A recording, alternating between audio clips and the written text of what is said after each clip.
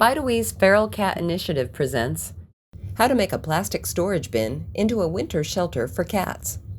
This popular and easy-to-make shelter can last for years. It requires cutting and assembly, but you don't need special skills or tools. It can be made large or small, depending on the size of the bin you're using as the shell. Bear in mind that the interior space will be smaller than the inside of the bin itself, because the floor, ceiling, and walls will be lined with 1-inch thick insulation board. The one we're making today will be good for a single cat, as our spokesmodel Thor demonstrates.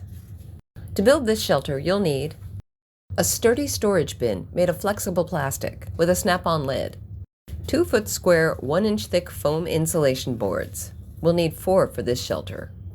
Measuring tape, straight edge measuring tool, a T-square is great for this, a felt tip marker, a box cutter, a bread knife or fine-tooth saw, such as this hacksaw, heavy-duty duct tape, exterior-grade adhesive caulk for plastic, in a squeeze tube or one that requires a caulking gun. Optional, self-stick floor tiles, vinyl contact paper, and camouflage paint. Measure the inside of the bin carefully to figure out how big each piece of insulation should be. The foam board floor should cover the whole bottom of the bin, then the walls should fit together snugly, and there should be room for the ceiling to fit under the lid when the lid is snapped in place. There are usually bumps in the interior walls, and the foam board is rigid, so measure accordingly. Measure and cut the foam board. Cutting foam board is a little tricky. It's easy to rip chunks out of it as you're cutting if you're not careful. You can make a cleaner cut by first making a pilot cut using the box cutter and straight edge.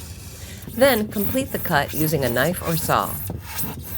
Draw the doorway on the front wall, allowing for the fact that the lining will raise the height of the floor and make the walls thicker. A 5-inch square doorway will be big enough for even a large cat to come and go, while discouraging larger critters from using the shelter. A small doorway will also minimize heat loss. Position the doorway off to one side to minimize drafts. Place it high enough to keep the straw bedding inside and low enough to keep the warm air inside.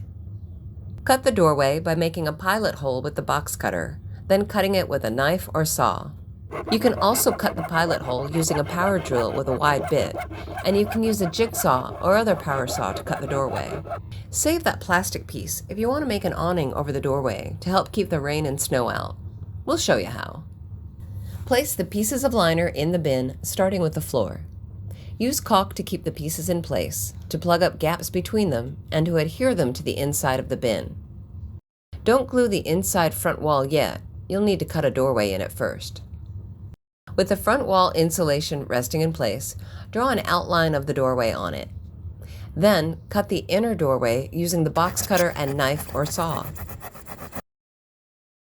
Now you can glue the front wall in place. To keep moisture and mildew out of the gap between the outer shell and the insulation, make a frame around the doorway using heavy-duty duct tape.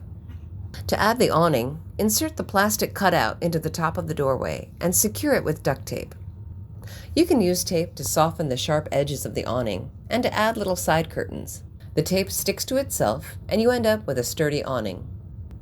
The ceiling insulation doesn't need to be glued on because the snap-on lid will keep it securely in place. This also makes it easier to check and change the bedding as needed. Just open the lid and reach in. We could simply add the straw bedding after letting the caulk dry, but we're going to make this shelter a little fancier. We'll add some optional self-stick tiles and heavy-duty vinyl contact paper to protect the floor and walls from the cat's claws as they burrow into their bedding. Ta-da!